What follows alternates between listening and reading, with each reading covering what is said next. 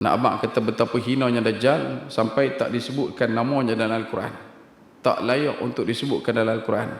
Tak semenggah untuk dinyatakan kalimah Dajjal dalam Al-Quran. Betapa Dajjal ini lebih buruk dan lebih teruk daripada karakteristik syaitan di kalangan manusia, seperti mana Fir'aun, seperti mana Qarun, seperti mana Namrud.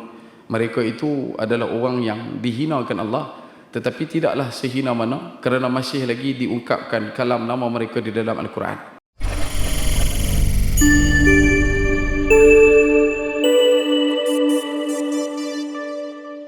قال النبي صلى الله عليه وآله وسلم سلام قبل الكلام السلام عليكم ورحمة الله وبركاته. الحمد لله رب العالمين والصلاة والسلام على أشرف الأنبياء والمرسلين وإمام المتقين وعلى آله وأهل بيته وصحبه أجمعين. أشهد ونشهد أن لا إله إلا الله وحده لا شريك له وأشهد ونشهد أن محمدا عبده ورسوله لا نبي بعده. إن الحمد لله نحمده ونستعينه ونستغفره ومن شرور أنفسنا ومن سيئات أعمالنا من يهده الله فلا مضل له ومن يضلل فلا هادي له. سبحانك لا علم لنا إلا ما علمتنا إنك أنت العليم الحكيم وتب علينا يا مولانا إنك أنت التواب الرحيم. اللهم إنا نسألك فهم النبيين وحرز المرسلين وإلهام الملائكة المقربين. اللهم أغننا بالعلم وزينا بالحلم وأكرمنا بالتقوى وجملنا بالعافية.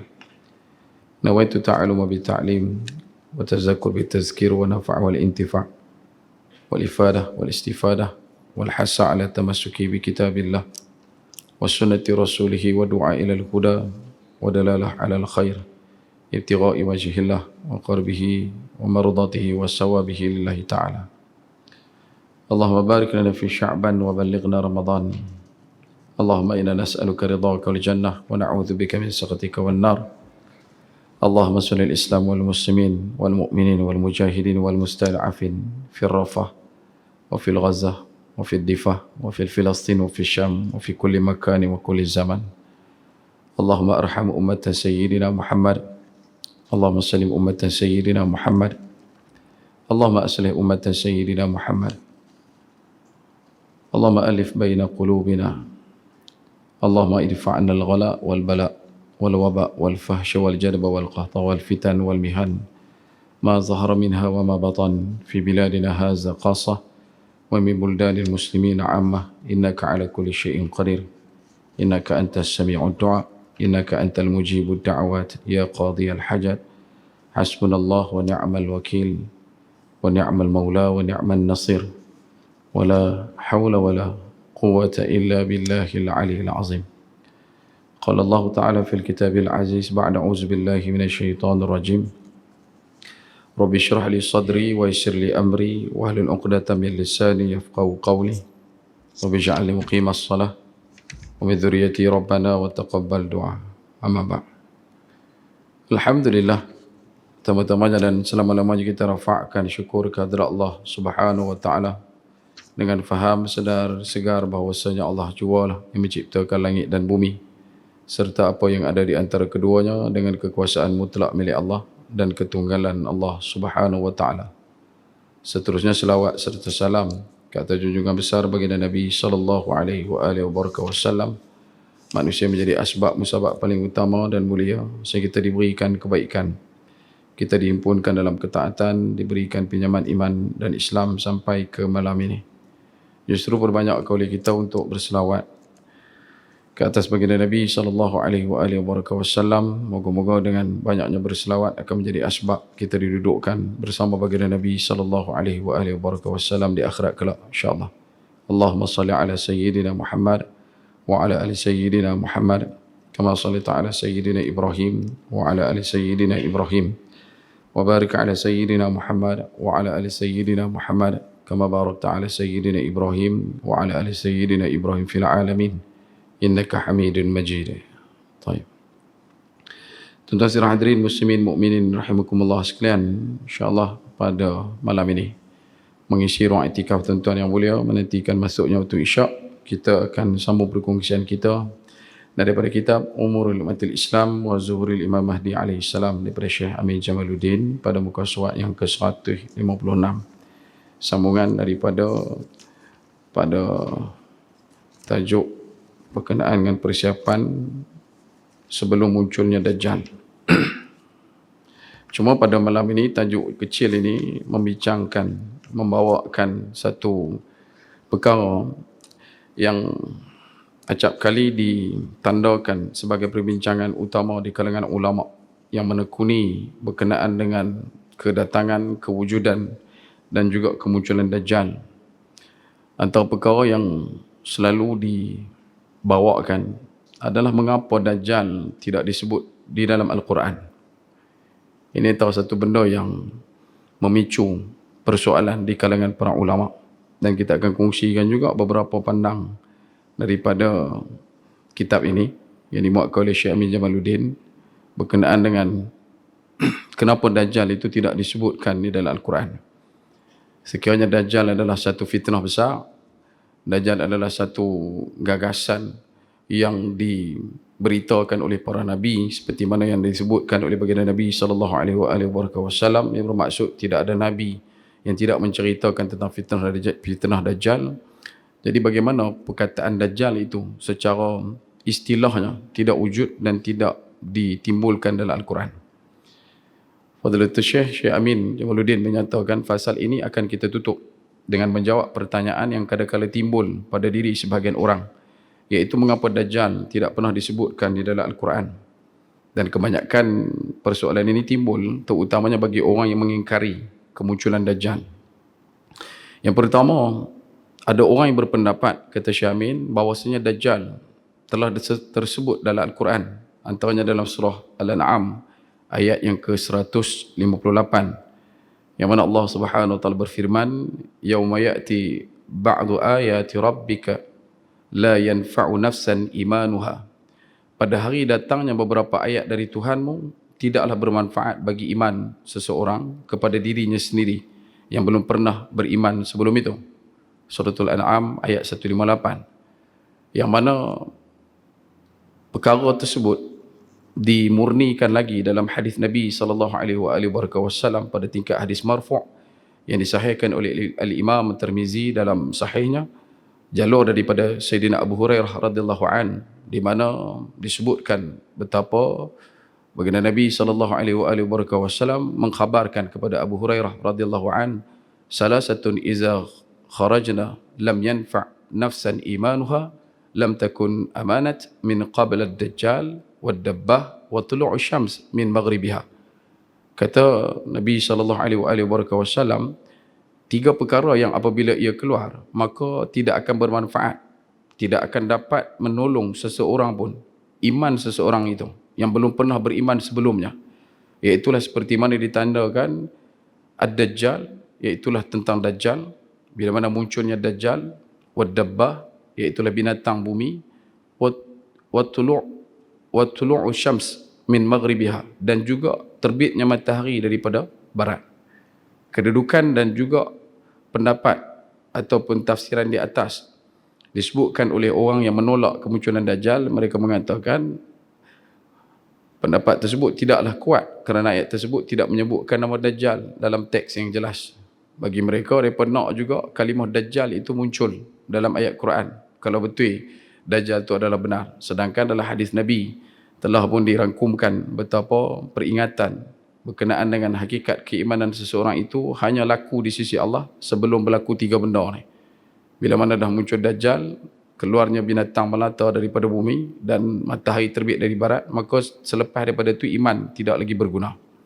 Yang kedua, kata Syekh Amin, ada juga yang berpendapat secara tidak langsung Al-Quran telah mengisyaratkan Dajjal. Maksudnya secara eksplisit Allah Subhanahu wa taala telah pun mengisyaratkan tentang Dajjal, dan lebih khususnya adalah pengisyaratan berkenaan dengan Dajjal akan keluar dengan ayat-ayat tentang turunnya Isa ibn Maryam dalam surah Az-Zukhruf sebagai contoh.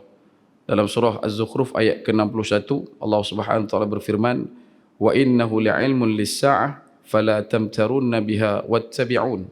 Dan sesungguhnya Isa itu benar-benar mengetahui hari kiamat, waktu turunnya. Kerana itu janganlah kamu ragu tentang kiamat itu dan ikutilah aku. Inilah jalan yang lurus. Sedangkan sudah jelas bagi kita bahawa dialah, yakni Nabi Isa alaihissalam, yang akan membunuh Dajjal. Maka dari itu Quran mencukupkan untuk menyebut salah satu dari dua yang bertentangan tersebut. Pendapat atau pentafsiran ini juga disebutkan oleh golongan yang menentang betapa ia juga tetap tidak kuat. Kerana ayat di atas secara jelas tidak menyebutkan nama Dajjal. Golongan ini hanya nak berpegang pada nilai qata'i. Dan yang ketiga, ada orang berpendapat bahawa Al-Quran tidak menyebutkan nama Dajjal sebagai satu penghinaan terhadapnya. Nak abang kata betapa hinanya Dajjal sampai tak disebutkan namanya dalam Al-Quran. Tak layak untuk disebutkan dalam Al-Quran. Tak semenggah untuk dinyatakan kalimah Dajjal dalam Al-Quran. Dan lebih hebat lagi, betapa Dajjal ini lebih buruk dan lebih teruk daripada nama-nama yang disebutkan oleh Abdullah ibn Abbas minal jinnati wan nas pada karakteristik syaitan di kalangan manusia, seperti mana Fir'aun, seperti mana Qarun, seperti mana Namrud. Mereka itu adalah orang yang dihinakan Allah, tetapi tidaklah sehina mana kerana masih lagi diungkapkan kalam nama mereka di dalam Al-Quran. Abu Lahab sebagai contoh, walaupun dia adalah orang yang dihinakan oleh Allah Azza wa Jalla wa Ala, tetapi nama dia ada dalam Al-Quran yang mulia.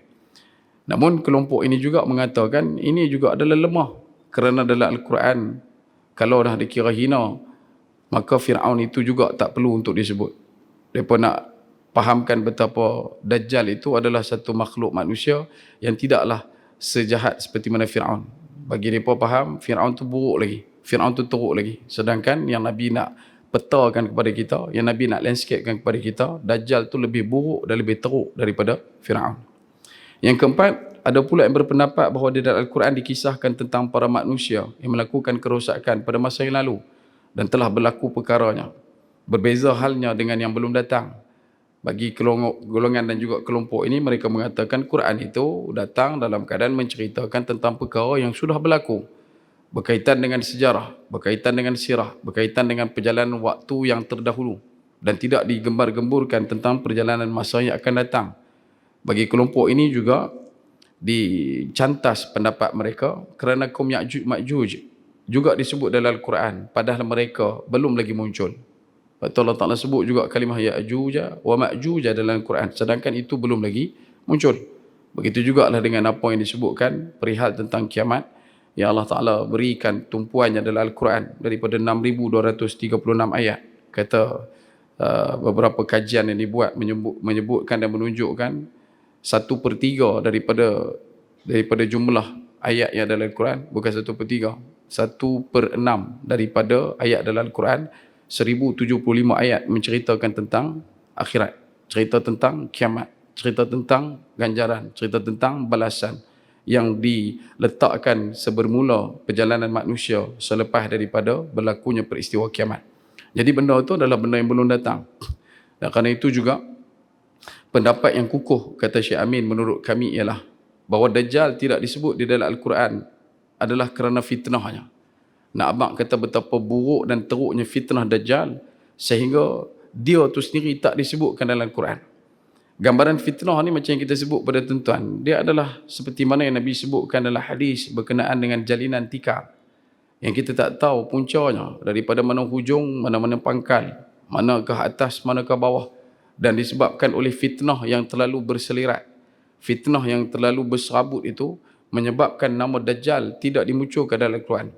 Dan kedudukan dia bukanlah nak abang kata ini adalah satu treasurehan bagi kita untuk mencari, tidak. Cumanya bagaimana kita nak menekuni perkataan Nabi demi satu demi satu ayat yang menceritakan tentang Dajjal, dan bagaimana pula kita bersama untuk mengetahui betapa Al-Quran itu pendokong utama nilai keimanan pada diri kita, supaya kita kekal kental menyatakan betapa Dajjal adalah merupakan fitnah di akhir zaman dan ia adalah fitnah yang paling besar, sehingga tidak disebutkan tentang di manakah secara spesifik. Kalau kita nak unjurkan balik, sebagai contoh, kenapa Dajjal disebutkan dalam sekian banyak hadis diikat pada perjalanan akhir zaman? Banyak diikat berlakunya sebelum kiamat, berlakunya fenomena-fenomena tertentu untuk menuju kepada kehancuran bumi dan sebagainya. Dan bila kita tengok balik pada tingkat atas, kemuncaknya kita akan jumpa, rupanya Allah Ta'ala juga mengkhabarkan tentang hari kiamat. Tetapi manusia lebih cenderung untuk bertanya bila. Dajjal juga disebutkan oleh baginda Nabi SAW. Tetapi manusia terumpan untuk bertanya siapa. Dan ini antara benda yang perlu untuk kita perhalusi dan teliti. Betapa ada perkara yang kita nak kena ambil daripada batas faham sebagai umat Nabi SAW, iaitulah berdiri pada kerangka sami'na wa ata'na. Oleh kerana itu juga kata Syekh Amin dengan hal ini, iaitulah tanpa menyebut Dajjal dalam Al-Quran, Allah akan memperdayakan orang-orang yang mendustakan hadis-hadis Rasulullah sallallahu alaihi wasallam. Orang yang membuat keraguan ke atas setiap hadis Nabi sallallahu alaihi wasallam dan menolak penisbatannya kepada Rasulullah sallallahu alaihi wasallam.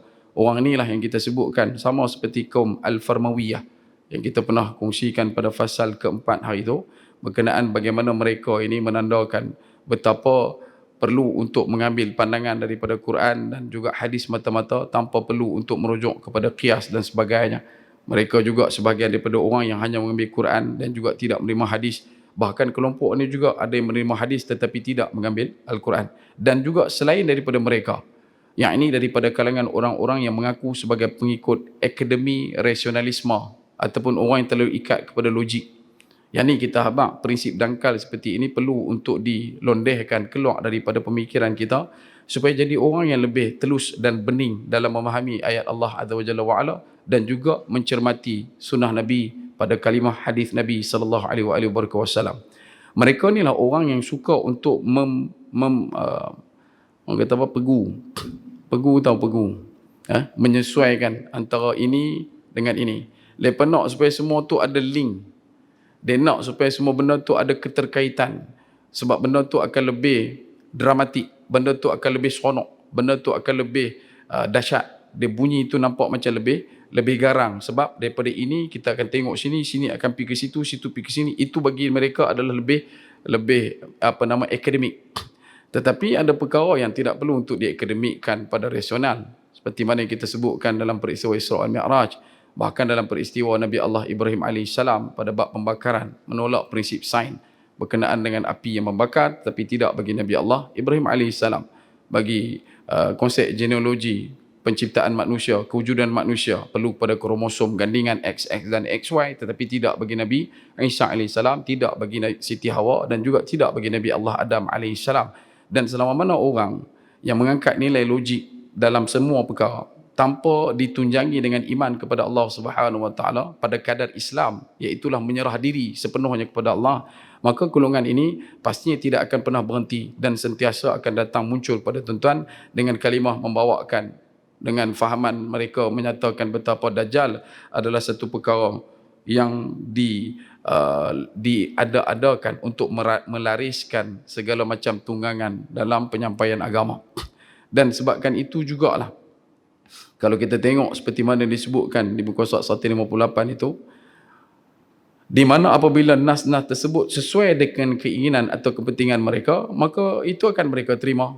Kalau masuk dalam neraca faham mereka, masuk dalam logik mereka, mereka akan ambil. Tetapi jika tidak demikian halnya, maka mereka akan menolak dan mendustakannya, walaupun nas tersebut adalah khabar mutawatir sekalipun. Jadi mereka adalah orang menolak hadis kerana mengikut hawa nafsu dan kejahilan serta hanya ingin populis.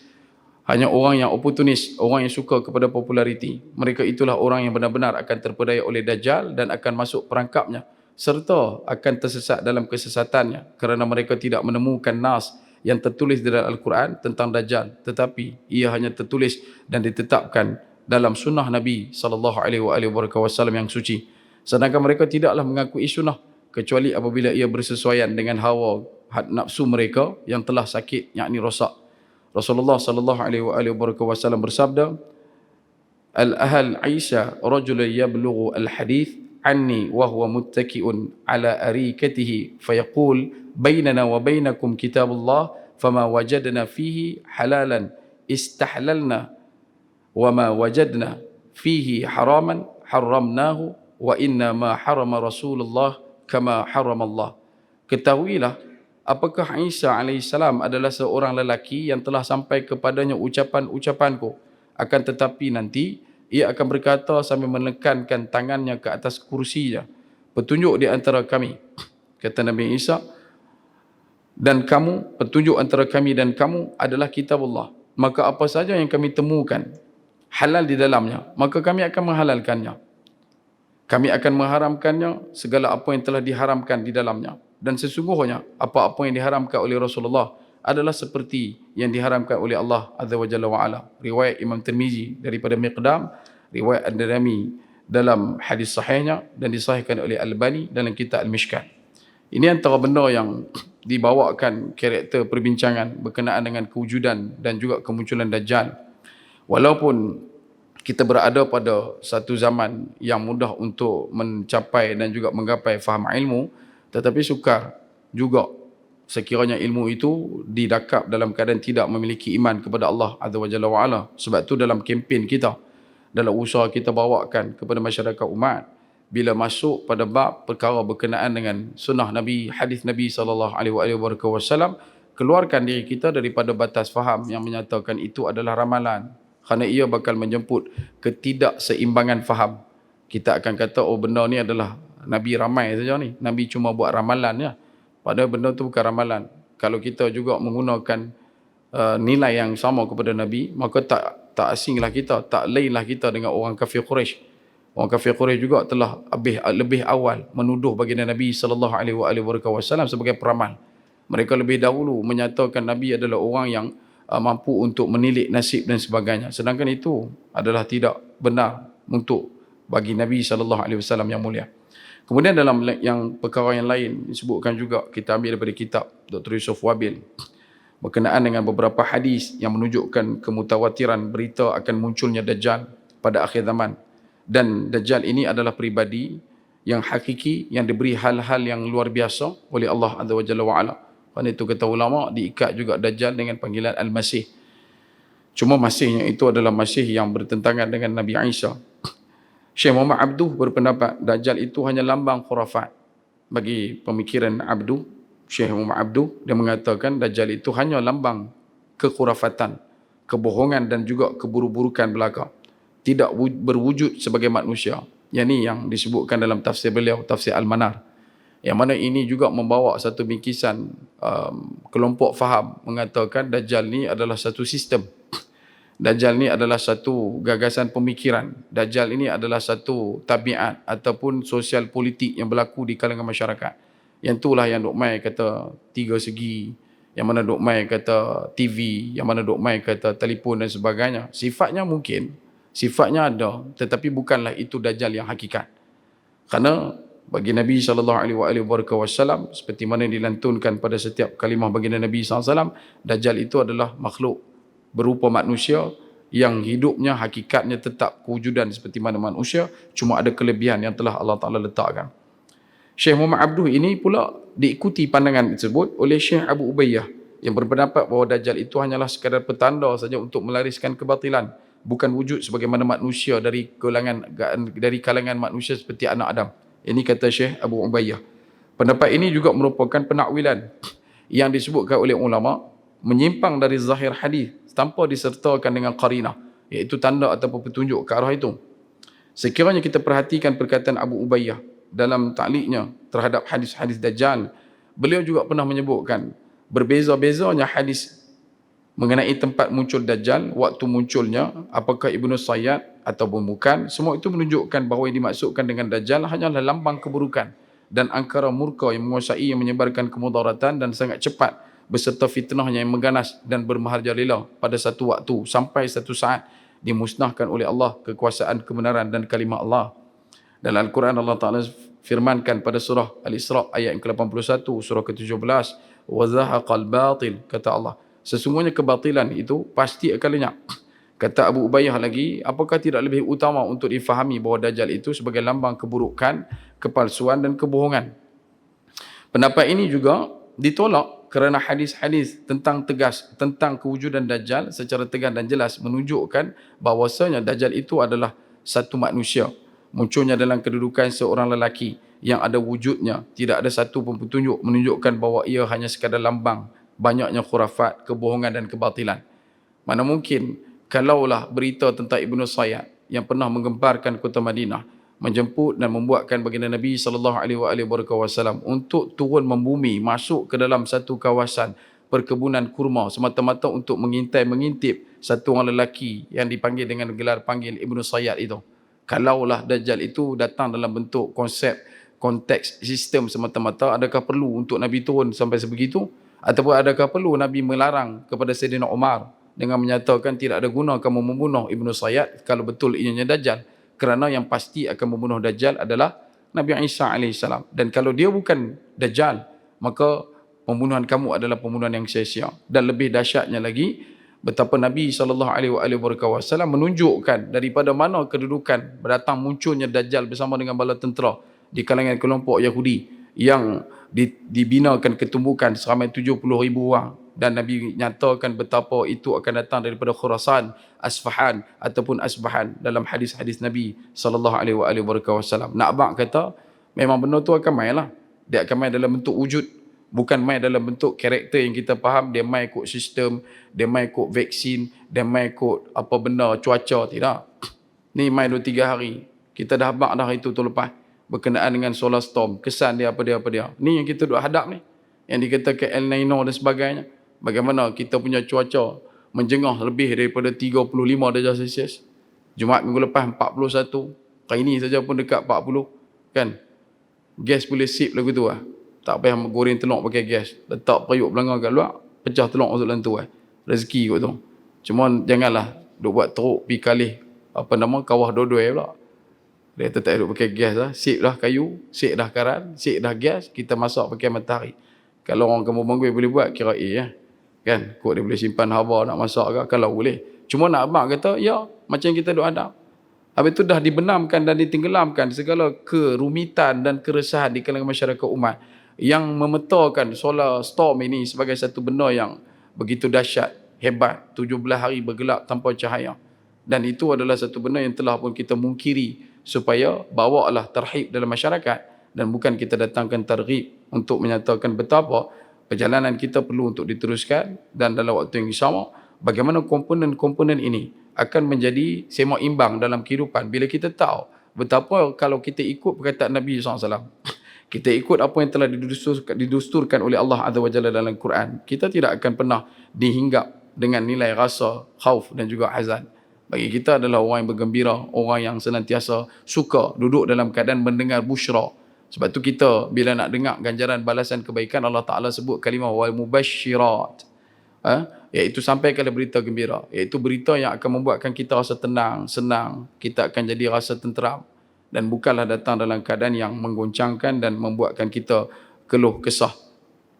Begitu juga dengan situasi yang ada pada hari ini, sedikit sajalah. Bagi contoh yang berlaku di Palestin dan sebagainya, saudara kita diangkat menjadi syuhada, kita berbahagia, kita berlapang hati, kita menerima dengan keredaan, setinggi-tinggi keredaan. Kerana apa? Mereka sekarang sedang berpesta dalam jagaan Allah Azza wa Jalla wa'ala. Dan kita juga tak jadi kelam kabut ataupun kita tak jadi orang kata sedih yang melampau, sebab kita telah pun mendengar janji Nabi SAW betapa menjalin perjalanan waktu untuk menuju ke waktu akhir. Islam akan kembali memenangi, bertahta di setiap pentadbiran negara walaupun di pelosok mana pun.